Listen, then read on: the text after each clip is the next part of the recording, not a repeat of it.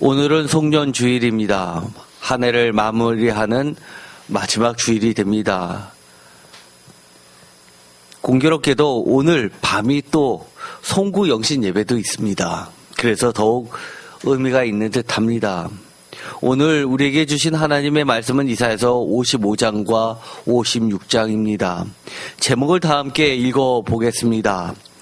여호와께 돌아오라. 왜냐하면 여러분이 이 제목을 읽어보면서 왜 하나님께서는 여호와께 돌아오라고 말씀하셨을까요?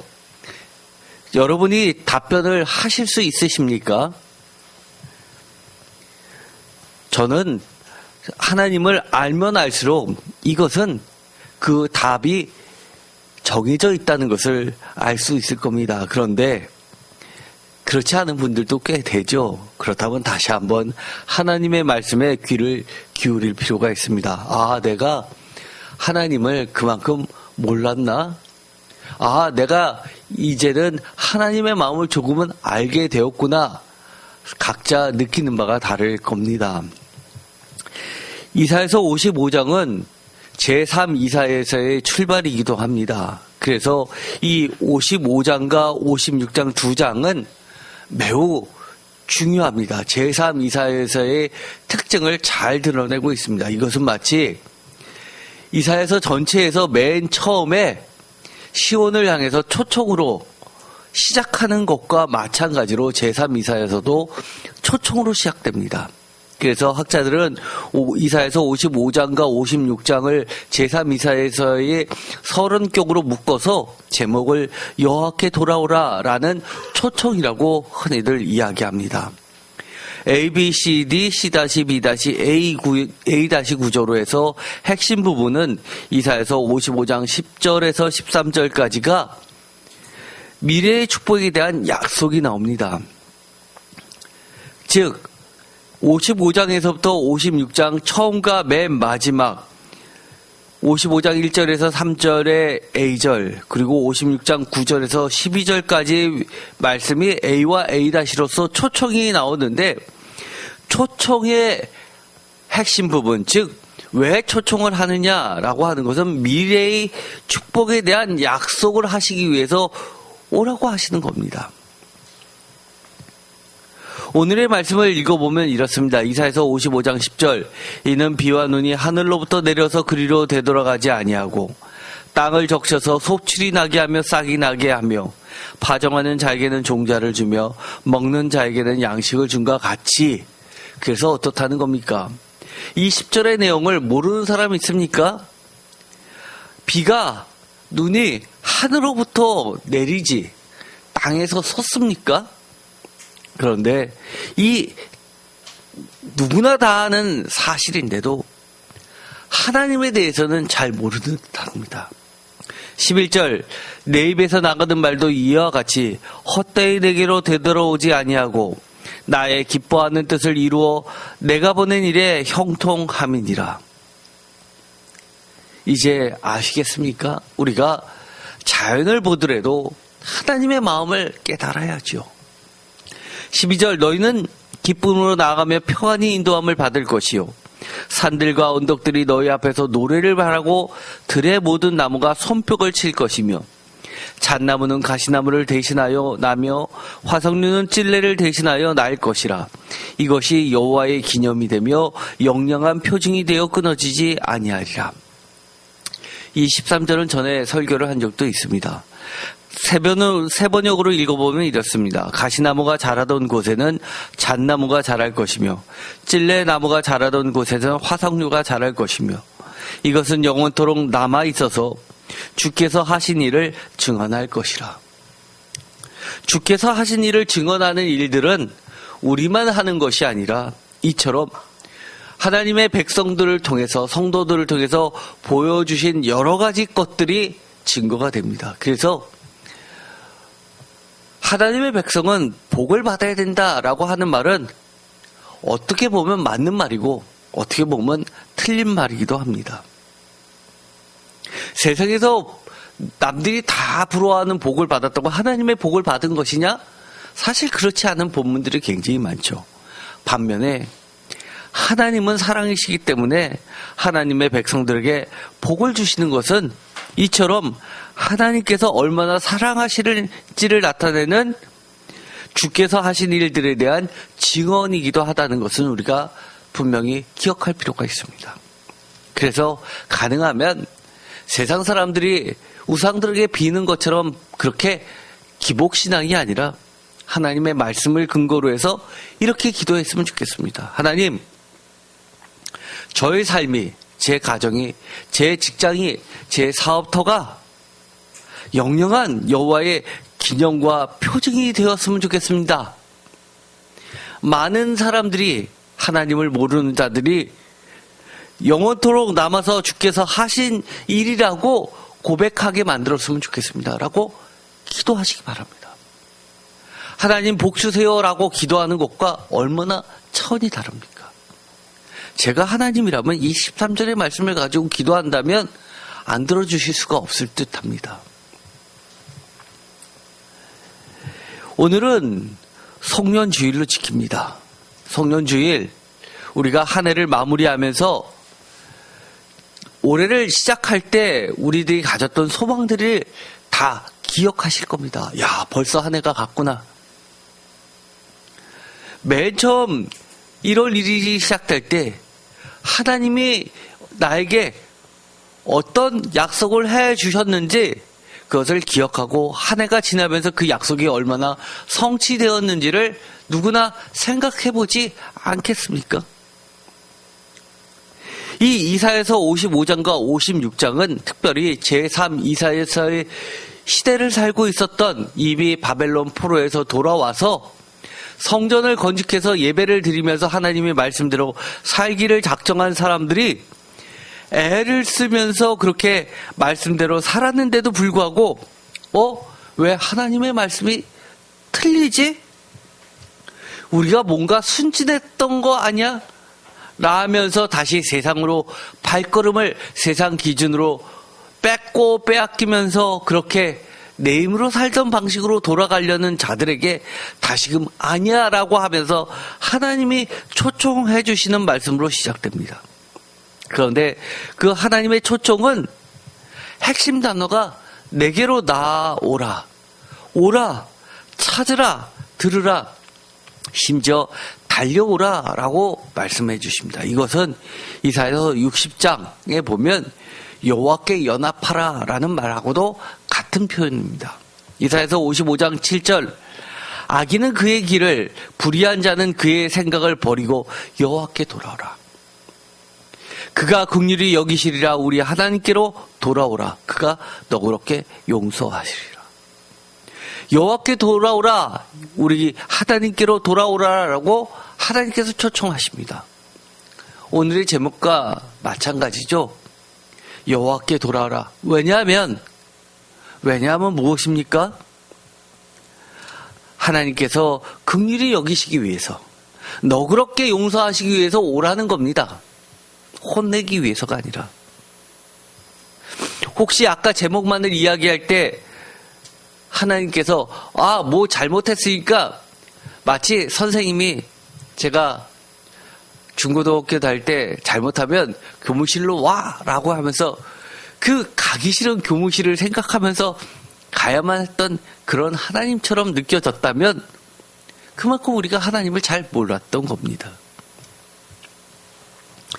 이사야서 55장 1절에서는 이렇게 이야기합니다. 하나님께 돌아오라, 여호와께로 돌아오라 라는 말은 나아오라, 오라 라는 말하고 같습니다. 1절, 오라 너희 목마른 자들아 물로 나오라. 돈 없는 자도 오라. 너희는 와서 사 먹되 돈 없이 값없이 와서 포도주와 젖을 사라. 나오라, 오라, 오라 라고 이야기합니다. 이사야서 55장 2절에는 이 말씀을 이렇게도 바꿔서 이야기합니다. 내게 듣고 들을지어다 라고 말합니다.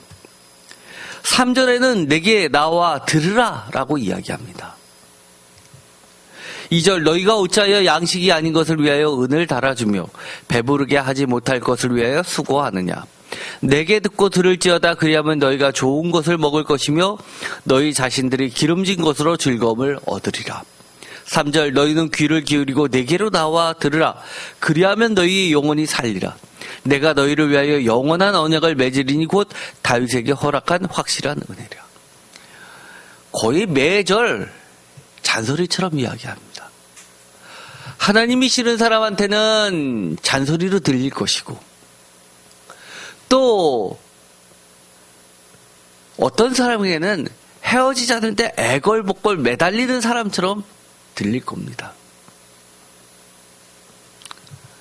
어떤 사람에게는 정말 간곡한 부탁으로 들릴 겁니다. 어떤 사람에게는 정말 애정 어린 그런 외침으로 들릴 겁니다. 여러분들은 어떻게 들리십니까? 심지어 이 오라라는 말뿐만 아니라 이사야서 55장 5절에는 달려오라고 이야기합니다. 그리고 6절에는 찾으라, 부르라 라고 이야기합니다. 보다 적극적인 우리들의 자세를 원하고 계십니다. 5절 보라 내가 알지 못하는 나라를 내가 부를 것이며 너를 알지 못하는 나라가 내게로 달려올 것은 여호와 내 하나님 곧 이스라엘의 거룩하신 이로 말미암으니라. 이는 그가 너를 영원하게 하였느니라. 너희는 여호와를 만날 만한 때에 찾으라. 가까이 계실 때에 그를 부르라. 이 6절은 너무 유명한 말씀이죠. 제가 전에 기도원을 청년 때 많이 다녔는데 그때 기도원을 가면 이 6절의 말씀이 맨 성전 강대상 앞쪽에 많이 걸려 있었습니다. 여호와를 만날 만할 때에 찾으라. 가까이 계실 때 그를 부르라. 그래서 저는 그 당시에 그렇게 생각을 했습니다. 여호와를 만날 만한 때에 찾으라고 했는데 지금이 여호와를 만난 때인가? 내가 하나님을 찾으려고 이곳에 왔는데 혹시 지금이 여호와를 만날 만한 때가 아니면 어떡하지? 이런 생각을 한 적이 있었습니다. 여러분은 그런 생각 하신 적 없습니까? 저는요, 참 바보 같은 저의 과거 이야기를 말씀드리는 이유는 여러분도 신앙생활 할 때 그러려니 하고 성경을 읽지 마시고요. 솔직하게 성경 말씀을 읽었으면 좋겠습니다. 솔직하게 하나님과 대화했으면 좋겠습니다. 가까이 계실 때 그를 부르라라고 해서 저는 쥐 하고 불렀는데 아무 소리가 들리지 않으니까 하나님이 가까이 안 계신가? 좀 멀리 계신가? 그러면 가까이 오실 때까지 기다릴까? 이런 생각도 했습니다. 도대체 언제가 여호와를 만날 만한 때입니까? 하나님이 가까이 계실 때가 언제입니까? 여러분은 언제라고 생각하십니까? 그때가 언제입니까? 지금입니다. 지금입니다.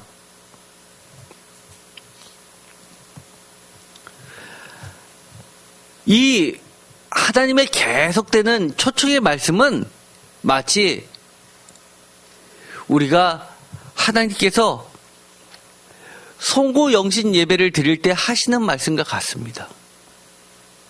이 55장과 56장을 읽어보면 수많은 곳에 하나님의 그 간절한 애절한 초청에 응답한 자들에 대한 축복의 약속들이 나오게 됩니다. 마치 우리가 송구영신 예배 때 오늘처럼 이 성년주일에 회개를 주로 합니다. 회개를 하면 그것이 하나님의 초청에 응답받는 것이고, 그리고 회개하면 새해에 하나님의 축복의 말씀들이 오는 것과 마찬가지 구조로 되어 있는 듯합니다. 이사야서 55장 1절 오라 너희 모든 목마른 자들아 물로 나오라 돈 없는 자도 오라 너희는 와서 사 먹되 돈 없이 값없이 포도주와 젖으라. 하나님의 약속은 무엇입니까? 목마른 자들에게 돈 없는 자들에게 사 먹기되 돈 없이 값없이 포도주와 젖을 나눠준다는 이야기입니다. 또 2절에는 좋은 것을 먹을 것이며 너희 자신들이 기름진 것으로 즐거움을 얻으리라 약속해 주십니다. 즉 우리에게 하나님께 가까이 가면, 하나님을 찾으면, 하나님을 부르면 좋은 것을 먹여주시고 기름진 것으로 즐거움을 얻게 해주신다고 약속해 주십니다. 이러면 우리가 안 갈 이유가 뭐가 있나요? 또 3절에 보면 우리가 간절히 소망하는 거죠. 우리의 영혼이 살리라라고 약속해 주십니다. 게다가 영혼이 살 뿐만 아니라 영원한 언약을 맺어 주신다고 약속해 주십니다. 그리고 이것은 뭐라고요? 확실한 은혜라고 합니다. 3절 다 같이 읽어볼까요? 너희는 귀를 기울이고 내게로 나와 들으라. 그리하면 너희의 영혼이 살리라. 내가 너희를 위하여 영원한 언약을 맺으리니 곧 다윗에게 허락한 확실한 은혜니라. 확실한 은혜라고 이야기합니다. 오늘도 금식하시는 성도님이 계시죠? 금식을 하면 주위에서 많이 물어봅니다. 확실한 응답 받은 게 뭐가 있나요? 확실하게 주님의 음성 뭘 들으셨나요? 확실하게 금식하니까 달라지나요?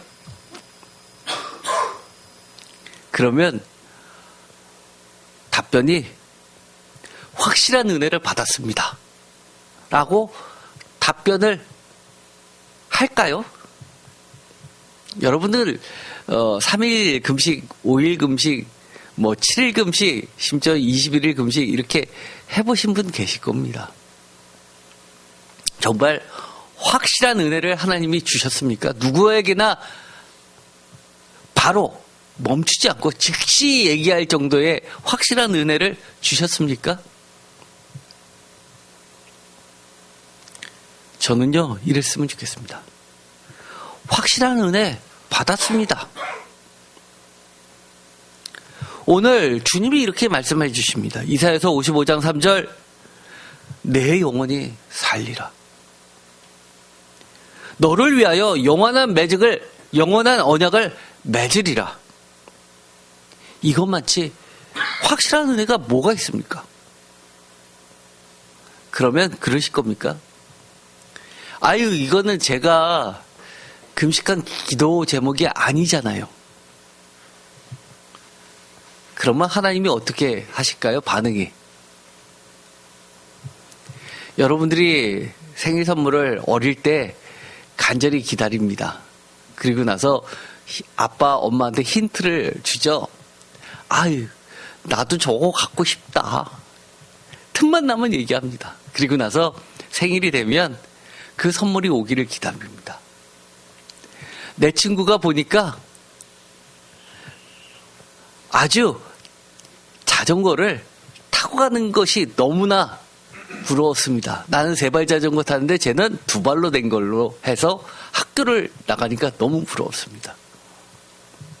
그래서 자전거 나도 저거 타고 싶다 그러니까 엄마가 아직 위험해서 안 돼 라고만 했는데 계속 얘기했습니다. 그런데 생일날 생일 선물이라고 와서 딱 펼쳐봤는데 연필, 책 이런 거면 어떻습니까? 울어버리죠. 어쩌면 우리는 그런 것 같습니다. 하나님은 가장 좋은 거를 주시는데 우리 입맛에 안 맞다고 이게 뭐냐고.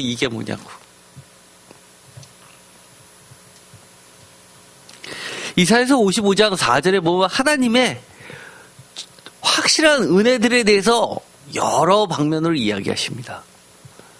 너를 만민의 증인으로 세웠다라고 합니다. 쉽게 말해서 나를 보면 사람들이 하나님이 생각나게 만든다는 겁니다. 얼마나 멋져요. 만민의 인도자와 명령자로 삼았다는 겁니다.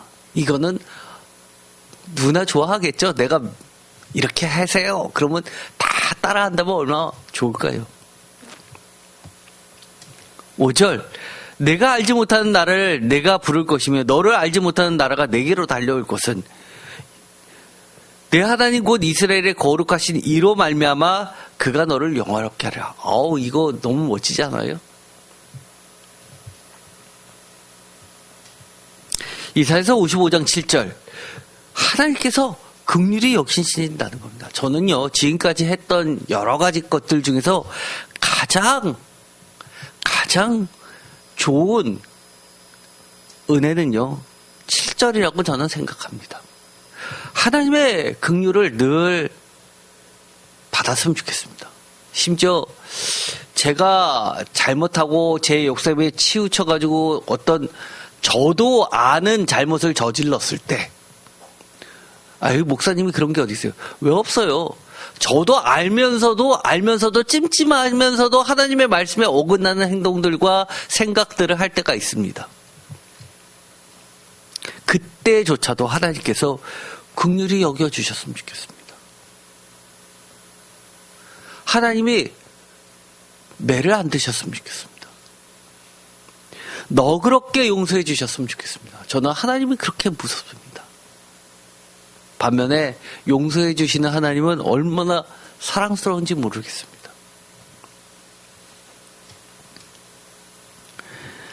이 10절부터 이어지는 것은 누구나 바라는 거 아닙니까? 이것은 기독교인이 아니라도 누구나 바라는 겁니다. 소출이 나게 하며 싹이 나게 하며 종자를 주며 양식을 준 것과 같이 우리의 삶이 그렇게 풍성해지는데 안 좋을 사람이 어디 있습니까? 11절 내 입에서 나가는 말 헛되이 내게로 되돌아오지 아니하고 나의 기뻐하는 뜻을 이루며 내가 보낸 일에 형통하게 된다.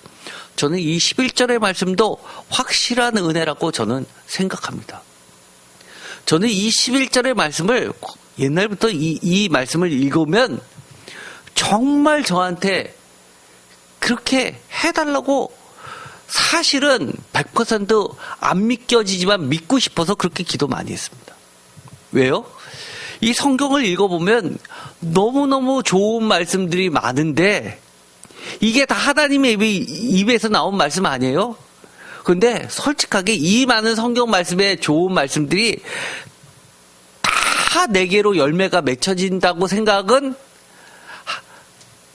되어지지 않습니다. 솔직하게. 그러나 분명한 것은 그 말씀이 100% 나에게 이루어졌으면 좋겠습니다. 그런데 하나님이 이렇게 얘기하십니다.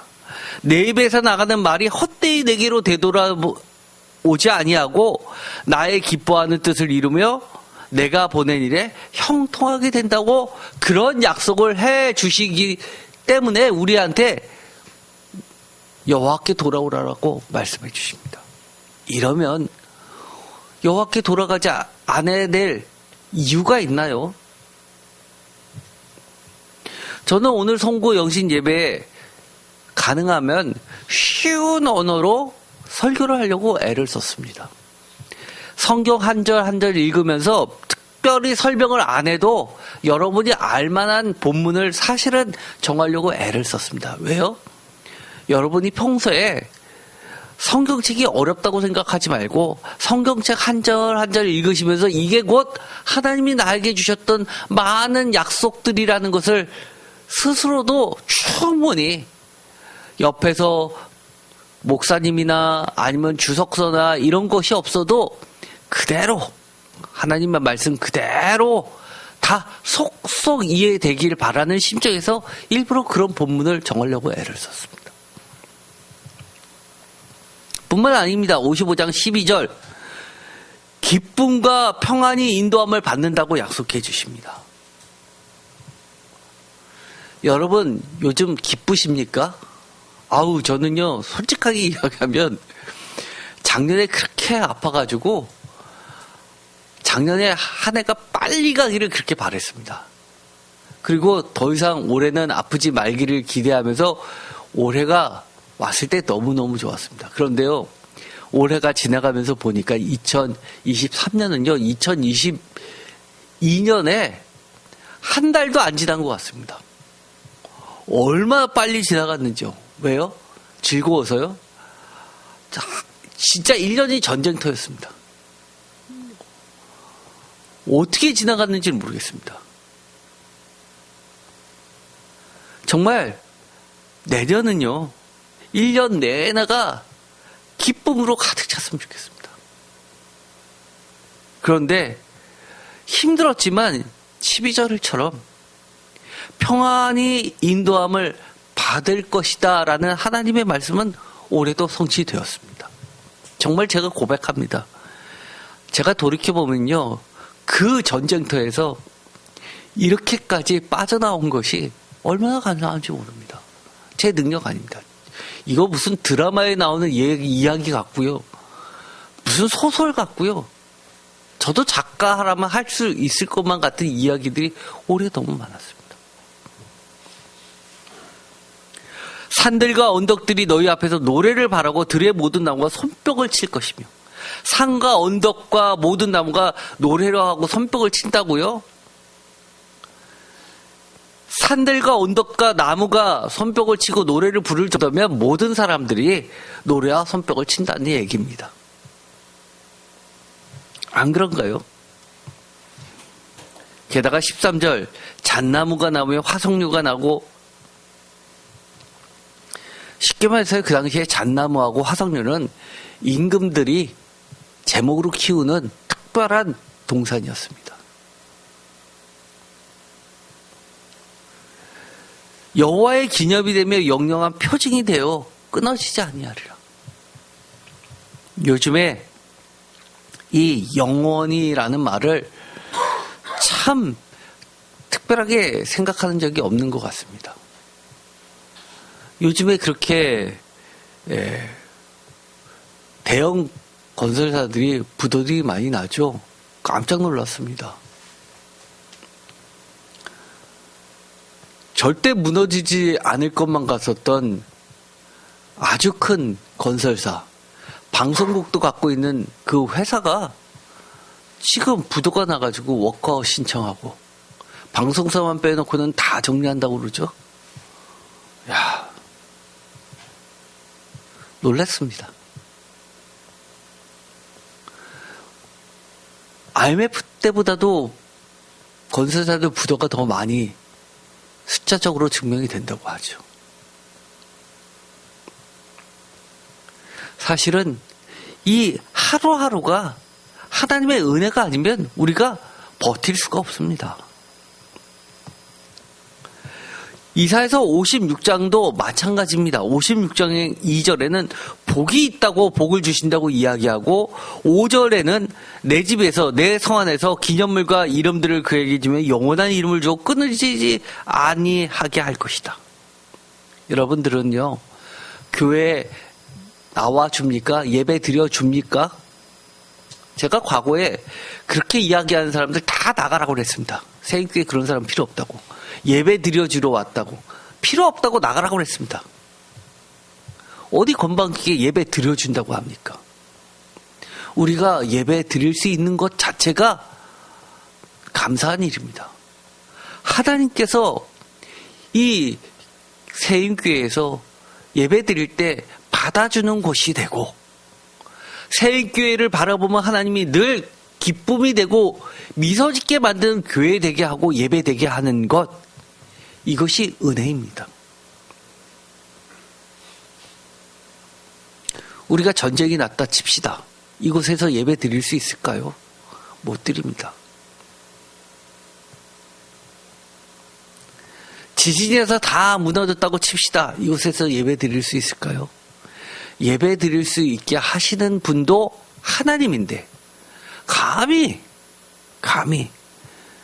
예배 드리는 게 아니라 예배 드려준다? 아마 하나님이 그러실 겁니다.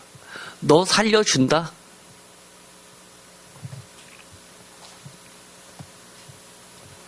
이사야서 56장 7절, 나의 성산으로 기도하는 내 집에서, 나의 제단에서, 내 집에서 어떻게 하신다고요? 기쁘게 해주시면서 만민이 기도하는 집이라 해주신다는 겁니다. 이 7절의 말씀은 복음서의 중요한 핵심적인 본문이 되어버렸죠. 만민이 기도하는 집. 사실 이 약속 때문에 우리가 예배를 드릴 수 있는 겁니다. 과거에는 이스라엘 사람들만 하나님께 예배를 드렸다면 지금은 전 세계 예수 그리스도 은혜로 말미암아 만민이 교회에서 기도하는 집에서 하나님의 성산에서 기도하는 하나님의 집에서 하나님의 제단에서 예배 드리는 것 아닙니까? 그것도 기쁘게 하나님이 받으시는 예배. 저는 올 한 해를 어떻게 그래도 이렇게 버틸 수 있느냐고 물어보면 저는 이렇게 답변하고 싶습니다. 예배가 저를 살렸습니다. 예배가 저를 살렸습니다. 정말로 제가 목사가 돼서 여러분한테 설교도 하고 하지만 그 설교의 전부가 사실 저를 살리는 설교였습니다. 저의 고백이었고요. 수요 예배 때문에 목금토일 살 수 있었고요. 주일 예배 때문에 월화수 살 수 있었습니다. 예배가 곧 생명입니다. 이사야서 56장 8절 이미 모은 백성에게 또 모아 그에게 속하게 하리라. 하나님은 멈추지 않으십니다. 내가 힘들어요 라고 할 때도 하나님은 하나님의 일을 하고 계십니다. 어떻게 해요? 하나님의 백성 외에도 또 하나님의 백성을 모으고 계시는 겁니다. 우리가 다 함께 하나님 앞에 나아갑니다. 이사야서 55장부터 66장 제3 이사야서의 그 구조를 보면 그 중심에 뭐가 있냐면 60장 1절부터 22절까지의 말씀이 있는데 이것도 미래의 이스라엘의 영광된 회복입니다. 즉 우리가 55장, 56장을 읽어보더라도 하나님의 약속이 나와 있지만 55장에서 66장까지 읽어보더라도 그 중심은 축복에 대한 약속입니다. 예를 들어서 60장 볼까요? 60장 1절 여호와의 영광이 내 위에 임하였다. 2절 여호와께서 내 위에 임하실 것이며 그의 영광이 내 위에 나타나리라. 이거면 하나님께서 우리에게 영광이 임하시면 어떻게 되나요? 이거 게임 끝나는 거 아닙니까? 그러면서 우리에게 이렇게 이야기하십니다. 일어나 빛을 발하라고 합니다. 우리가 이 어두운 세상을 밝혀야 되는 빛입니다. 어두운 세상에 휩쓸려서 우리도 예수 그리스도의 빛을 잃어버리면 안 되고 정의와 공의의 하나님의 빛을 잃어버리면 안 되고 우리 자신을 태워서라도 그 빛을 밝혀야 되는 겁니다. 그러면 3절에 나라들은 내 빛으로 왕들은 내 광명으로 나오게 하나님이 하신다고 약속해 주십니다. 표준세 번역은 이렇게 번역하고 있죠. 너의 빛을 보고 찾아오고 너의 광명을 보고 너에게로 올 것이다. 여러분에게는 어떤 빛이 있습니까? 하나님의 빛이 있습니까? 하나님의 말씀의 빛이 있습니까? 정의와 공의의 빛이 있습니까? 사랑이 있습니까?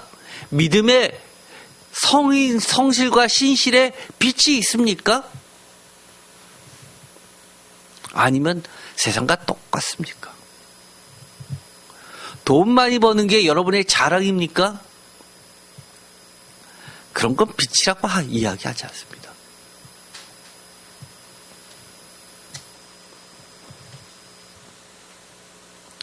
4절 내 눈을 들어 사방을 보라 무리가 다 모여 내게로 오느니라.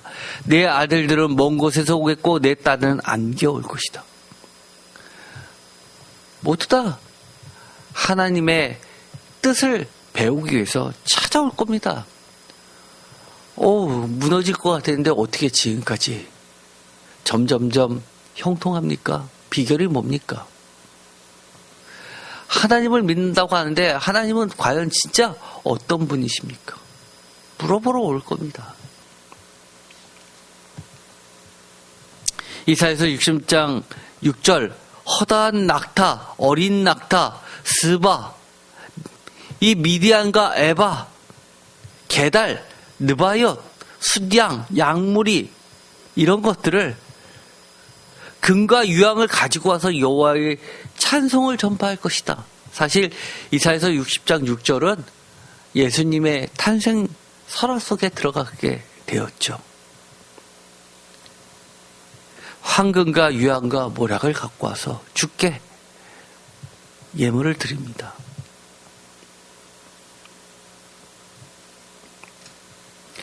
내게 공급되고 내가 내 영광의 집을 영화롭게 하리라. 내 제단 위에 합당한 제물로 오를 것이다. 우리가 세상에서 1,000원을 쓴다는 것은 어떤 의미입니까? 1,000원보다 더 많은 가치가 있기 때문에 1,000원을 쓰는 겁니다. 1,000원을 써가지고 2,000원에 만족감이 있기 때문에 1,000원을 쓰는 겁니다.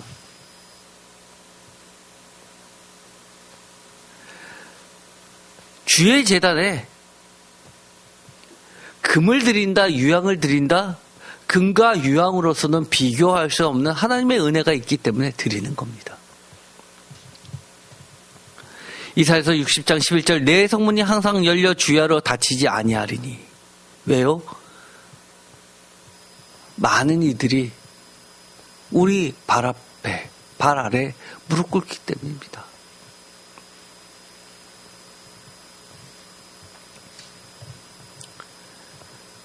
(12절과) (13절)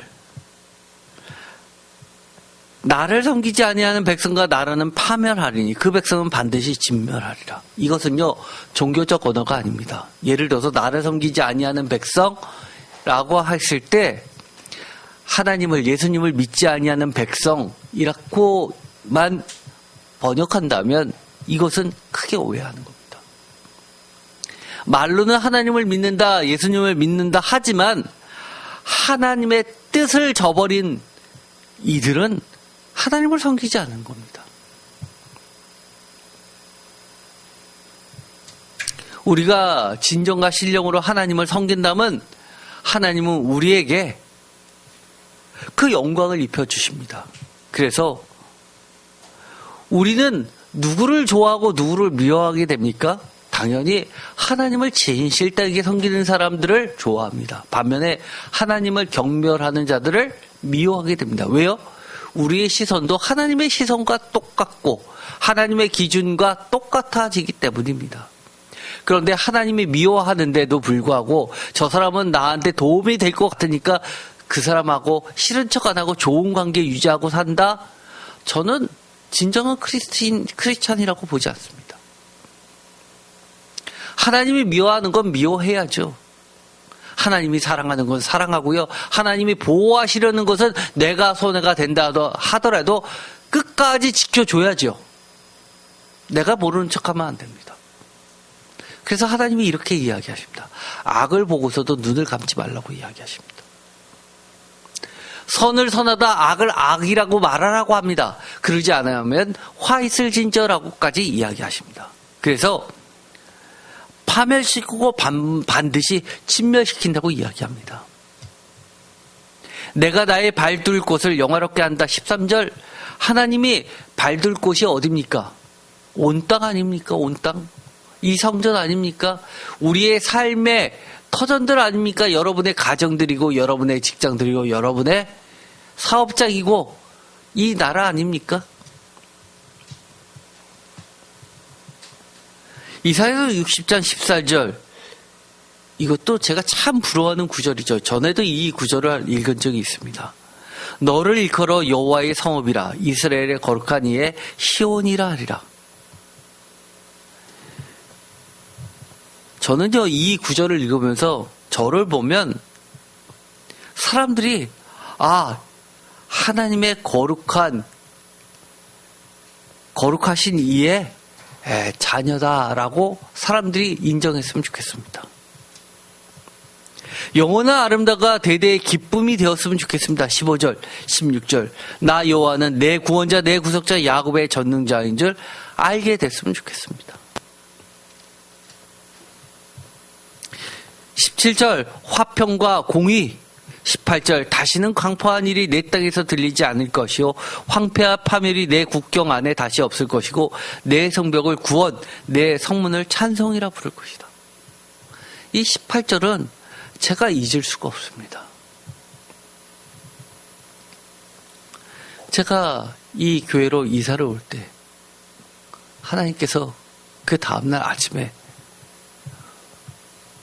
꿈으로 보여주셨는데 이 세임교회 그대로 보여주시는데 무슨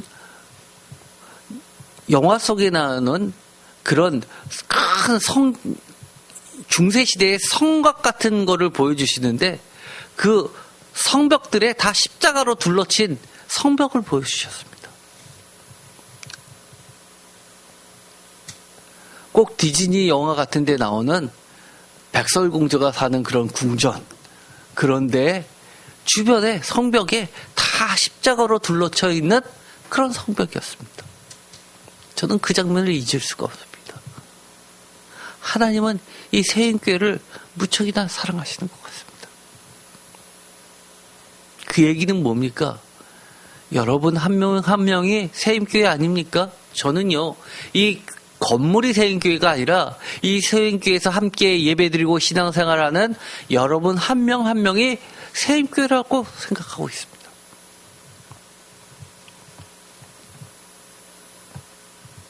이사야서 60장 19절 오직 여호와가 영원한 빛이 되시며 내 하나님의 영광이 되리. 사실 60장 19절부터는 요한계시록을 읽는 듯합니다.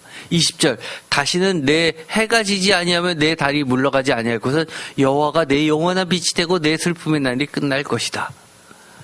이거야말로 요한계시록에 태양이 쓸데없다, 달의 빛이 쓸데없다, 하나님과 어린 양이 직접 빛이 되어주신다라고 이야기하는 장면을 연상케 합니다. 21절 내 백성이 다 의롭게 되어 영원히 땅을 차지하리니 그들은 내가 심은 가지요 내가 손으로 만든 것으로서 나의 영광을 나타낼 것인지요. 21절을 읽어보면 어떻습니까? 가슴이 벅차십니까?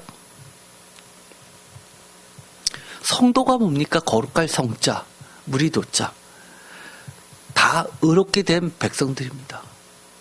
요한계시록에는 이 다 의롭게 된 백성들이 어떻게 등장하죠? 14만 4천이라는 숫자로서 하나님께 찬송 부르는, 어린 양에게 찬송 부르는 수많은 허다한 무리로 등장하게 됩니다. 또 어떻게 등장하죠? 말씀이신 예수 그리스도를 쫓아서, 어린 양을 쫓아서 마지막 전쟁을 승리로 이끄는 부대들이기도 합니다. 어떻게 보면 우리들은 어떤 자들입니까? 이사야서 60장 22절처럼 그 작은 자가 1000명을 이루겠고 약한 자가 강국을 이룰 것이며 나 여호와가 속히 이루리라. 일당 백이 아니라 일당 천이라는 얘기입니다. 사실 이 히브리어에 있어서 이 천이란 개념은 우리가 생각하는 개념하고 약간 차이가 납니다. 이 천은요, 이 히브리어의 천은 아주 독특한 개념인데요. 1, 2, 3, 4, 5, 6, 7, 8에서 천일 수도 있고요. 그리고 굉장히 많은 수를 나타낼 때도 천을 씁니다. 허다한 숫자를 이야기할 때 천을 쓰기도 하고요. 또 중요한 개념, 이 부족들 있죠. 부족들의 한 단위를 나타낼 때도 천을 씁니다. 그래서 우리가 모가디슈 같은 영화를 보면 장로들의 모임이 있죠. 장로들의 모임이 회의를 하는데 그 장로들이 어떤 장로들입니까? 자기 집안의 아들들과 수많은 부인들과 또 그 아들의 아들들과 해가지고 전체 부족의 장, 제일 우두머리가 바로 천의 개념입니다. 그래서 우리가 문자적으로, 성서학자들은 문자적으로 1차적으로 해석을 하는데요. 예를 들어 출애굽을 할 때 예를 들어서 우리가 12만 명이다, 뭐 10만 7천 몇백 명이다 이렇게 할 때 이 천을 숫자적으로 읽는 1, 2, 3, 4, 5, 6, 7에서 천으로 해가지고 10 몇만 명으로 100만 명으로 그렇게 계산하시는 분도 계시지만 이 부족의 그 앞에 붙은 천 위에 붙은, 예를 들어 14만 3천이면 143 부족 집단 이렇게 보시는 분도 계시는 겁니다. 그러다 보니까 숫자가 굉장히 가변성이 있는 거죠. 또 어떻게 읽으시는 분도 계시냐면 굉장히 많은 숫자, 이렇게 보기도 합니다. 즉 아무리 세상 모두가 나 빼고 모두가 다 하나님의 대적이라 하더라도 이길 수 없다는 겁니다. 하나님의 싸움은 숫자에 있지 않습니다. 하나님의 싸움은 하나님께 달려있는 겁니다. 왜요? 때가 되면 나 여호와가 속히 이루리라고 말씀해 주시기 때문입니다. 오늘의 말씀을 정리해 보도록 하겠습니다. 제목을 다시 한번 읽어볼까요? 여호와께 돌아오라. 왜냐하면 여러분들 그 뒤에 붙이실 수 있겠죠? 왜 여호와께서 돌아오라고 여러분에게 초청장을 보내십니까? 왜 돌아오라고 하십니까? 다 답변을 하실 수 있어야죠. 어떻게 해요? 아주 단순하게 얘기하면 복 주시기 위해서. 좀 더 구체적으로 우리가 봤던 것처럼 이야기하면 너그럽게 용서해 주시기 위하여, 은혜 주시기 위하여, 영원한 약속 주시기 위하여, 살리시기 위하여, 영원한 증거 되게 하시기 위하여, 하나님의 징표가 되게 하기 위하여 여러 가지가 있을 겁니다. 그렇다면 오늘 송년 주일입니다. 오늘이 다 가기 전에 여호와께 혹시 내 안에 다 돌아가지 못한 부분이 있다면 여호와께 돌아오는 시간으로 삼았으면 좋겠습니다. 기도하고 마치겠습니다. 하나님 감사합니다. 주님께서는 지금도 우리를 찾고 부르고 계십니다. 여호와께 돌아오라. 만날 만할 때에 찾으라, 부르짖으라, 오라, 달려오라 초청해 주십니다. 우리가 하나님의 그 은혜의 초청에 화답하고 나아가게 하여 주옵소서. 예수 그리스도의 이름으로 기도드립니다. 아멘.